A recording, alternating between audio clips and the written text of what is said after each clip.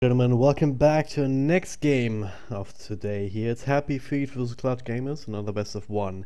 The PGL close qualifiers for the Southeast Asian region. HappyFeet, they lost the game against Mineski, but they won against Fnatic, so pretty important match for them. It's their very last match in this group actually. So if they win this one, they should be able to secure themselves one of the top two slots. At the same time, Clutch Gamers, well, they don't win this one, then again against Fnatic that has been postponed. Will also not really matter too much for them anyway. So, stakes are high for both of these teams. My name is Dragondrop, happy to bring you this game, and also happy to be joined by my co-caster this time around. It is Lucky Neff. How are you doing? Good. Excited to be casting this with you. Last time we saw HappyFeet and Clutch Gamers together was World Cyber Arena Qualifier game a number of months ago, wasn't it? Don't remember that? Of course I do. I remember everything. I barely remember ever doing WCA. I'm sure you're right. Anyway, we did see those teams go up against each other a number of months ago. And we're back on Twitch together, or at least I am. The last dozen games I did with you were on Smashcast. That's all the well-played games. Kind of ran the gauntlet the last week with a game every day. That was a lot of fun though. Yeah, try cast with you and DFB. Except for that one day where we had to cast for 7 hours without breaks. I don't know. I hated one time when anime made its way into the cast a lot more. So yeah, and then DFB never came back again. They're bringing up anime. Will that be a message to the Twitch chat? Anyway, let's try and talk about these picks a little bit instead of anime. Coming out on the side of HappyFeet, of course, really strong hero. Goes pretty well with almost any lineup. Makes it very difficult to push. Makes it hard to initiate on to Lich's allies or Lich himself with the Frost Armor. A lot of people are maxing out Frost Armor and putting 1 point to Frost Blast. I guess it's pretty strong. I've never been a fan of builds that take away from damage myself, but it's more so because I love running at the enemies. It's a lot more fun to run at the enemies, but I definitely see the merits in that strat. We saw, was it again Double Dimension run that against Mouse Sports. It was super effective. Mouse Sports ended up winning a game in 12 minutes, and then Double Dimension game number 2 just put everything they could in the counter initiation and counter push, and they managed to beat Mouse Sports the next 2 games after they figured out what they were doing. But it's kind of the power of Frost Armor and it being too hard to go on. So it can actually ruin some early game strategies. Especially with the IO in the field, normally you want to combo that up with a hero that is focused on right clicks. So that Frost Armor has a good potential of actually preventing that. At the same time, with the Necrophos already on the field, you can go down the routes of more magic damage focused lineup with him going like a Veil, perhaps even Dagon. Then just relocating on top of somebody, have the bomb with the Wisp Spirits, the Necrophos Scythe, all of his bullshit. And then Frost Armor doesn't really help against that, so... Yeah, the Mr. Bye-Bye Man strategy. Yeah. It's a lot of fun if you can actually play a game like that. Except if you're the one getting hit by the Dagon and the spirits in the scythe, then I imagine it's not very much fun at all. Last couple of times that was happening, I was the Necrophos, so all of those emotions kind of overshadowed all the negative emotions of being on the receiving end of that. But anyway, the Tusk also making an appearance. That's a hero right down your alley, right? Absolutely. I love Tusk. His entire kit is based on running in and kind of interesting mechanics, being able to do a lot more if you're very good with Snowball and Ice Shards than would otherwise. I love heroes like that where like the skill cap for it is very high and there's a lot more interesting things you can do. Just based on execution. Mirana, who never ended up getting to that one. Probably going to see that in the safe lane or mid. That's pretty much all we've been seeing it lately. I'd like to tell everybody watching the game that roaming Mirana is not good and you should never pick it. I know people who would disagree, actually. They can disagree, but I they'd know be people who wrong, would and they have disagree. to Yeah, accept okay. it. Wow. Wow. Never play with PQMZ, it's gonna rip your head off, dude. Yeah, probably. Spirit Breaker, we've been seeing him a lot more lately. He's extremely powerful, in my opinion.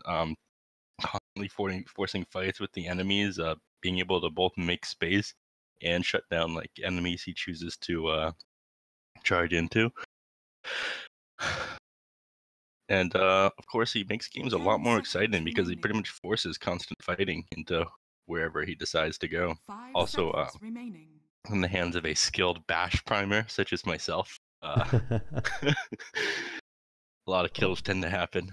He's gonna have his work cut out for him, especially up against targets like IO, Necrophos, perhaps even Task Timbersaw. Very hard to actually bring down with the heroes that they have right now.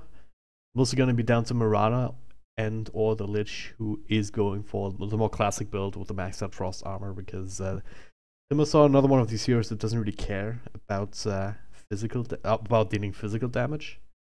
But that's extremely good against squishier heroes that don't actually have hard lockdown against him. Yeah, exactly. I'm not sure what they're going to do about Timbersaw at this point. It's a very strong pickup. Lich, especially if you go that only first one level into Frostblast build I was talking about earlier. Okay, there you go. That's your counter to early game Timbersaw Ursa. I take back everything I just said. That with a couple of nice build breaker bashes might actually lead into kills. If you have plenty of time to stack up these Fury swipes, then the reactive armor won't actually do too much, especially if you only have 1 or 2 points into it early on. But even if you end up maxing that out, it completely takes out the fact that Timbersaw can just like sit under the creep wave and basically not even care about the enemies right-clicking him just because he has too much armor and HP regen. With the Ursa on the other team, he builds up a couple stacks of Fury swipes and he's forced to go back a little bit. So we saw that Bone 7 played Ursa in his draft with Faved, was it? I think so. Yeah. Faved or was that the team he was on? Who were they playing against?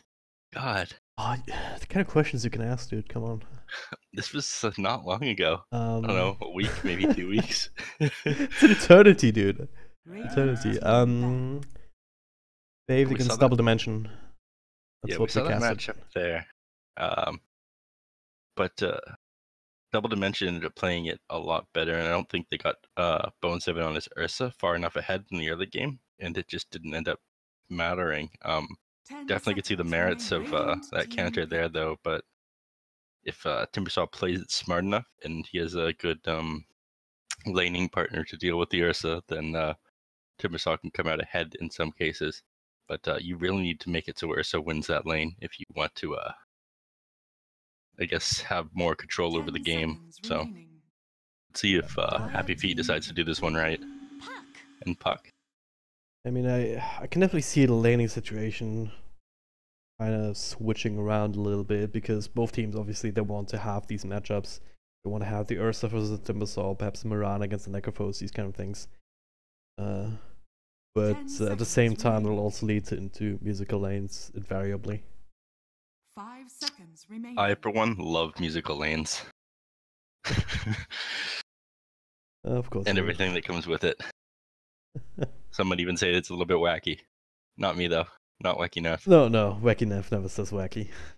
It's the last thing that comes to your mind, as opposed to the very first every single day. But as it stands, Puck last pick here. Where's he gonna end up? Is that a mid Puck? Well, it can be a mid Puck. It can be an off lane Puck. It could be a safe lane Puck. They have a lot of different ways they can lane each of these people. I'm not quite sure who plays what roles on HappyFeet right now. I think this is a different HappyFeet laner, but it's been a while since I've seen him play. Yeah, this is a different HappyFeet lineup than we saw last time, isn't it? No. No? Same one? No. It's a different one. Pretty sure. Alright. Pretty sure. I don't remember Yash. I don't know. My head's like, I don't have these things memorized. I need to look them up beforehand. I suppose that's supposed to be my job. Whoops. Well, you came in on rather short notice, so. Yeah, apologies for that. Sister's first time visiting in quite a while, so God bless her soul. She's the only one who actually understands the things I do. Everyone else is like, so you winning those video games, son? Video games? What? And I understand you too. In the same way. And I understand you, Dragon Drop. Aww. Says Neff as he looks into Dragon Drop's eyes longingly. Got way too real, way too fast. But yeah, quick pause as we get everyone ready. Hopefully Clutch Gamers won't have too many issues. They had one, that's a lot of them earlier in the first game against Fnatic that eventually got postponed. That of Storm intermittently knocking out their power every time lightning struck somewhere in the city, so they couldn't actually play that game now. Another disconnection from one of their players. Sounds an awful lot like an excuse to me. Anyways, triple tangos on puck, so we're probably gonna see the puck mid. Fair enough. Mirana, interesting build on Mirana. It's a 8 tangos salve, boots on quick buy, clarity. Jules on a spear breaker, Orb of Venom, stout, so he's gonna be running at people non-stop. Lich is gonna be playing lane support. But yeah, puck mid. On the T side of Clutch Gamers, we see Shadow Fiend mid, quite obviously. Yeah. It's not much. I really don't like Shadow Fiend mid in recent games and in this patch and whatnot. He just dies too easily. Yeah. It's the one mid hero that everybody thinks about first, though. Like, the classic. Yeah, he's a classic mid hero, but he doesn't get away from anything. He doesn't do quite enough damage, even if you kill him in the mid. In this game, though, what? Alright, so in this game, though, what you also have to consider is the IO.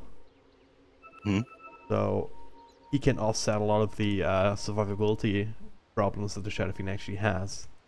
And I don't think there's too much of a reason for JO just to run anywhere else, unless he wants to link up with Qualifier and do things. But it's not the craziest combo either. I mean, Tusk is a very good hero for both finding kills and finding counter initiation onto the enemies. Snowball is a very powerful tool for keeping allies alive and chasing. Ice Shards as well can either block people off from running away or chasing your allies. But he's going to need to have a TP on him and react very quickly to things like Spear Breaker, charging him from behind the mid tower and jumping on him. So far, Jules just guarding the bounty rune for somebody is to make a lane swap happen. Again, they're looking for the right lanes. It's scouted out the Necrophos down bottom, so it's the Mirana legging it down there. Meanwhile, Yaj up on top, up against the Timbersaw. Where's he going? Timbersaw, go home, you're drunk. Making another switch, look at this. This is already a win for HappyFeet, isn't it? Forcing out another switch like that, just the top lane is completely abandoned right now. Yep, in my opinion, this is a win for me. I get to see like 5 heroes in the mid lane at 45 seconds. Of course, the Timbersaw was just stopping by. Yeah. IO, he's not in a very good place in the bottom lane. Mirana's just going to click him as much as he wants. Yeah. But at least he was here to soak up some of that experience to start with. Alright, let's start by being old men complaining about things, alright? This Ursa set in the top lane, it's red. Do you see what the problem with this is? Looks like Juggernaut. No, but yes. You don't see when his ultimate is going, or what? Yes, they changed his ultimate around from just being a red indicator on the top of the hero's head to being like just changing the hero red completely. But at the same time, they have this set, like, it's a pretty pay-to-win thing in my opinion. I'm pretty sure like you can still tell the difference between normal red and really red reds. And speaking of red, Mac is spilling a lot of red blood right now. Old Zara next on the list, slowed down again. Does have another ice shots here, but actually blocking Yaj in. They could turn this around now as he's dropping low himself. And they will. Damn. I thought thought he was king of the world there after getting that first kill, and he realized, okay, this Wisp Tether, it does slow me. Yeah. They could get these extra swipes in, but they get the first blood at the very least, and now they have another chance to switch up the lanes, perhaps, and they do indeed. 2 Love keeping up top, and Yash taking over that bottom against the Timbersaw. Still level 1, mind you, so even Mirana doing a good job zoning him out. Yeah, that's the lane they want as well. They want the Ursa up against the Timbersaw. Top lane. So. Axe still doesn't have any big defensive utilities. The bash is there, primed by Jules. Not the easy kill. Down he goes. Western pepperonis. How's mid lane going? Shadowfiend actually doing quite well on his own so far. 14-7 to the 9-4 of the puck. Yep, we will see that up until the Shadowfiend decides to get killed by the Spearbreaker for picking Shadowfiend. Well, Timbersaw, he realizes that he's also not quite safe against 3 heroes bashing away with him while only having 1 point by the reactive armor. You just TP to that lane, just mirroring the swap once again, and he's the one dying as well. Not exactly what they were looking for. So, Clutch Gamers kind of reading here already. Not even not even 5 minutes into the game. Yep. I mean, Timbersaw's in a very bad position. He can't lane against the Ursa. He went top. He died. Now he's did the sad TP cooldown, walk back to lane at 3 minutes. Your Timbersaw is level 2 with 4 minutes. It's something you very much don't want when you pick Timbersaw. You definitely want this guy having a higher impact than he's had so far. And now he's just getting bashed around by the Spearbreaker. He's pretty much getting bullied by HappyFeet, like the playground nerd. Does get the rune, but is now also taking a lot of extra damage from these Wool Assassins, dropping in the poison. Yeah, charged towards the middle lane. MMR's just the latter, also known as Armel. He's being charged up. It's really for a little bit. Alright, he decided to cancel. Bit of a bash charged up here. Pretty close anyway. Has no mana lane. though, Oh so. god. Almost even with the ghost shot, but now nice ice shots, Cold Zara. Making a trade out of it. Even had a DD rune to help that out. Yeah. I mean, not bad, but still at the same time, I really feel like HappyFeet are completely in control of this game. All Clutch Gamers can really do at this point is react to what they're doing. No. To their credit, they are. And keep getting these counter kills on Ursa too, who generally is a hero that also any other hero in this game in particular needs to snowball, needs to not slow down. So how much is that actually hurting him that he's giving up these deaths right after getting kills? Not a whole lot, but at the same time, like, you look at the game, you see like one major thing you need to happen. You need major damage come out of this Timbersaw because he's one of your main damage sources. Necrophos as well, but Necrophos can't really get shut down compared to other heroes like Timbersaw. He's still going to be doing damage. He's still going to be a huge nuisance regardless of how much farm he has. But you might see him die here. Does have the ghost shot to work with. Snowball as well. Forcing him a little bit deeper. Jules. There's the bash. Not coming out just yet, but good Starstorm. Even as the Io comes in to try and turn things around. They will get Cold Zara. The bash also, or the charge also clips Necrophos, but the last right click comes through on him. But Io, well, trying to go for him, but he does have the heals coming through. Two Love gets the kill, but at what cost? Max should be able to finish up this one too if it wasn't for the self. Bringing him up to enough health points. A lot of action well on played by here. Mirana. Yep. Focusing on the right targets. Yeah, he was never gonna get killed in Necrophos after he got that kill. 200 HP regen. Yep. Wait. Not getting cancelled. Talk about Shadowfiend. We haven't seen much like pressure coming out from Radiant side onto the Shadowfiend. And Puck might, Puck's dead. Throws on a coil. Oh, actually makes it across, but last right click from Armel catches him still despite the charge. Jules attempting his best help out his buddy, but yeah, a good catch.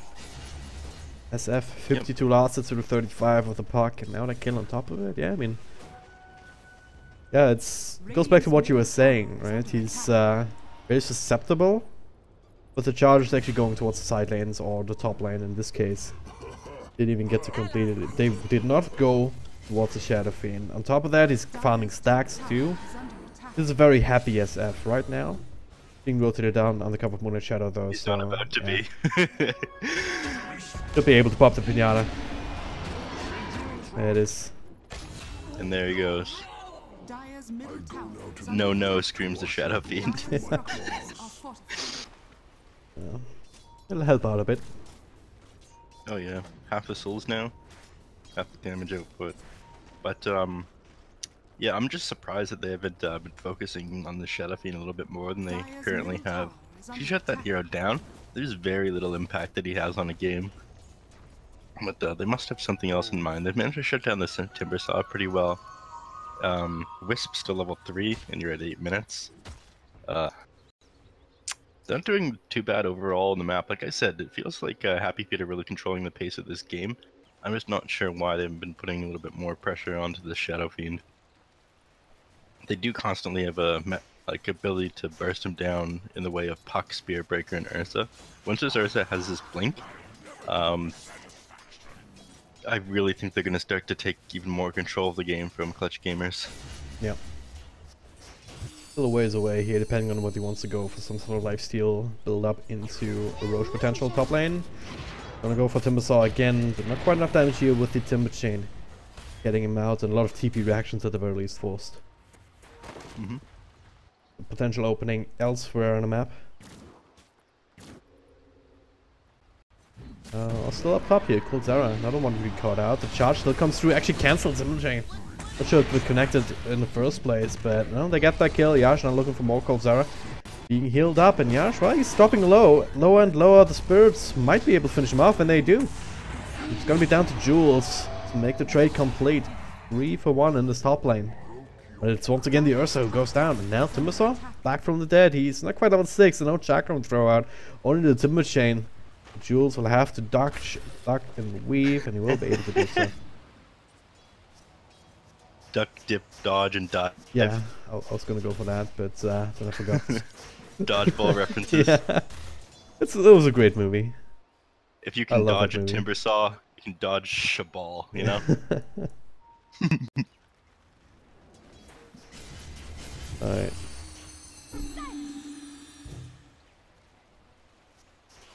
Alright, charge coming out on the Shadow Fiend finally. Will Shadow Fiend let him have this one though?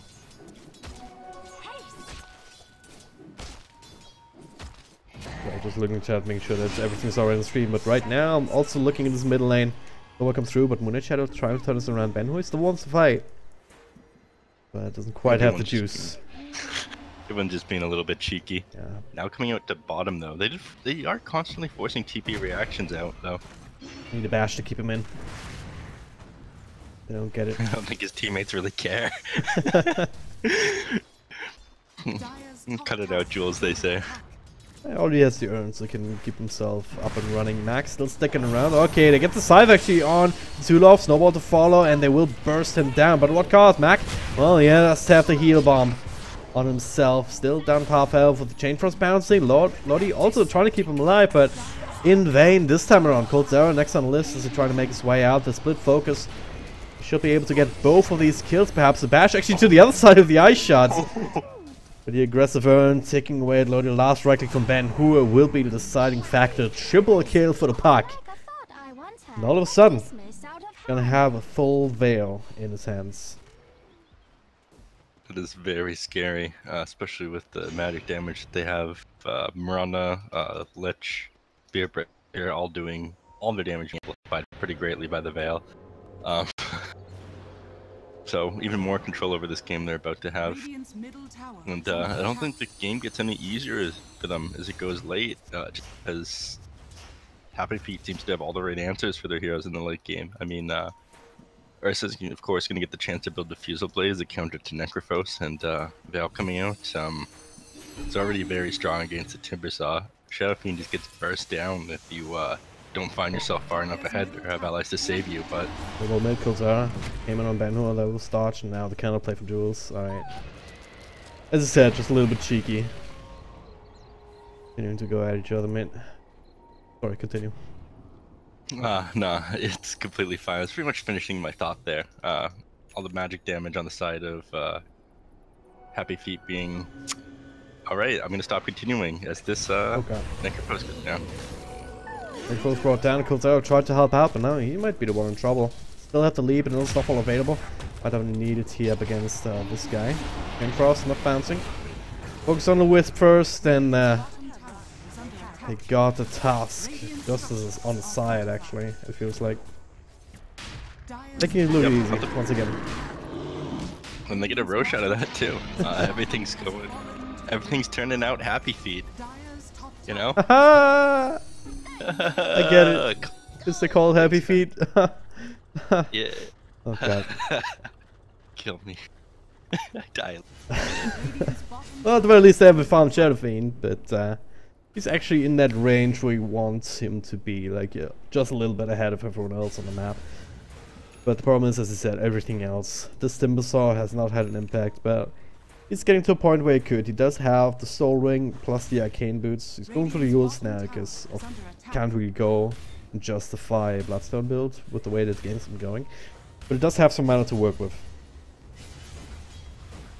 I mean, I feel like the Yules smart pickup post Bloodstone. Bloodstone, you're just gonna die and lose charges. The Yules, you can get people off of your allies. Red Shadow after the smoke, they focus right on the Timbersaw down to half health. Ben-Hur, well, looking to burst him down. The silence hits on absolutely everybody. Except the Shadow Fiend drops on the ultimate, trying to reduce some of that damage. Cold Tower still being charged up. He will die. The charge will transfer over to Necrophos. They get the scythe off, but no follow-up down to Marana. Alive and kicking, and Yashi's still going one to the next, and it's gonna be a full 5-man wipe. Triple kill. This time it goes the way of the Ursa. Just going from bad to worse, isn't it? 22 and 6, we're only 14 minutes into the game. Bad to worse is an understatement. You didn't lose the Aegis there. The Ursa did not even have his Blink Dagger. And now he does. I mean, that's without the Ursa Blink Dagger. With Ursa Blink Dagger here, things are going to get a lot worse. Oh, what's the way out for them now? Same goes for Puck. The way out is GG, but if you're looking for... Not exactly what I was asking about, but I guess it's one way. If you're looking for other suggestions, they just keep doing their best. They have the Yules. Their ability to spam out creep waves is not the best. So they pretty much have to set somebody in front, and somebody's going to die. Well, I didn't show that kill because it's frankly not safe for work. The charge will finally connect. Up on a task. Easy kill. Oh man, that's... You just can't catch a break right now. Yep, it's a very hard game for clutch gamers at this point. I'm feeling for them a little bit. Like, it doesn't really matter, like, any farm they have on Shadow Fiend, just because he can get jumped on by the Ursa now and taken down. Yeah. Case in point, that is, the charge will control him up. Another couple of right clicks will do the trick, especially with the extra control from the ultimate. The Devil comes out, Timbersaw trying to help, but he just gets bursted down. Can't do anything without being punished very heavily. Yep. Or them all down to half health, with the Aegis still in the hands of the Ursa even for another couple of minutes. Yeah, they're just not going to be able to do anything to stop this push. I mean, sure, you have an extremely farmed Shadow Fiend, but even if you like had another like 5k net worth on the Shadow Fiend, it wouldn't really matter just because you can disable him through the efforts of Puck and Spirit Breaker, and then just hammer him down through the Ursa. You need net worth on more of your heroes. You need answers for more things, like, and they couldn't do that just with the amount of early game domination the Spirit Breaker and the Lich provided for HappyFeet. Charge up to the creep wave. Meanwhile, the rest of CG just grouping up as 5. Need somehow find ways to get to where they need to go, and maybe that comes in the form of 5-minute smoke ganks. I have one available on the tasks, so it's time to group up. There's no deep observer wards from the Radiant side on this part of the map, so they might actually get something out of it, especially with Park Ben, who are already using that more aggressively, but it does have to blink, and it is telegraphed. Actually turning this around, Timbersaw caught inside the snowball. Now to relocate back. It's a 5 on, not quite 5 just yet, but they're just tearing through them. The Aegis is the only one, the only casualty here, but that was going to time out anyway. The charge still even connecting here onto Mac Benhur, follow up with a blink. It's just...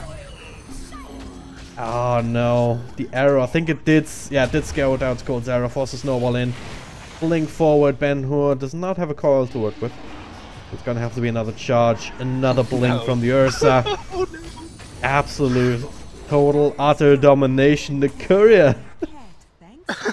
Why was the courier even there? I have no idea. Maybe delivering something. Please no. To the Tusk, but the unable Tusk to can help even out. hide under the floorboards here. Well, talked about earlier about how the Shadow Fiend is ahead of everyone else. Now everyone else is ahead of the Shadow Fiend, as far as the cores on the Radiant side are concerned. Anyway, I mean, you put all your eggs in one basket, and that basket is now not very impressive looking. The eggs are broken. What's that really Yeah. worth? I don't know if that analogy makes sense, but I tried. I'll nod my head and accept if you. That's what a true friend does. Thank you, Neff. You're welcome. Stares lovingly into Dragon Drop's eyes as he thinks of it being more than just friendship. Arrow will actually connect on the dusted tusk, smoked tusk, I should say. Jules cancels that charge wisely. It's the entirety of CG's lineup. That's all they can really do. It's all they can muster. The only play they have left. Alright, plans on the Ursa. Oh god. Oh no. Just charging all the way back.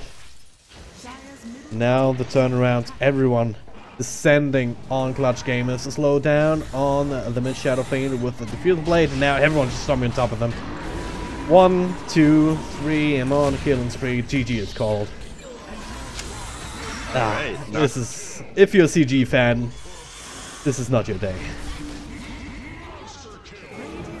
I don't know. If you're a HappyFeet fan, I'm pretty sure you got HappyFeet right now. You're dancing around on those, absolutely. Not quite a Mass Sports versus Double Dimension game that we saw the other day, but Close enough. Close enough, yeah. Close enough. Top 20-minute victory. HappyFeet pull it out, and that puts them up to 2 wins, which should mean that they are through home and host. Fnatic versus Mineski still going on the second stream, I believe, and if I'm not mistaken, that game actually decides who those 2 teams will go through. Because if Mineski wins against Fnatic, then Mineski is through together with HappyFeet. Alright. No, wait. Are they? I don't know. I'm just Yes, here they are. to Yes, they are. talk about Dota Alright, 2. alright. I don't know anything about tournaments. Alright, so if Mineski wins against Fnatic, that's a game, again, happening over on the second stream. Then Mineski and HappyFeet are through as top 1 and 2 of the group. And they'll have 2 wins each, while Fnatic has not won a game yet. They technically still have to play against Clutch Gamers. Not sure if we'll be able to cover this game later or not, or whether it's actually going to happen. But again, it only matters if they win against Mineski right now. We'll keep an eye on that for now. Neff, thank you very much for joining. Always a pleasure to be joining you, Dragon Drop. Ugh. Alright, so the next game on the on this stream will be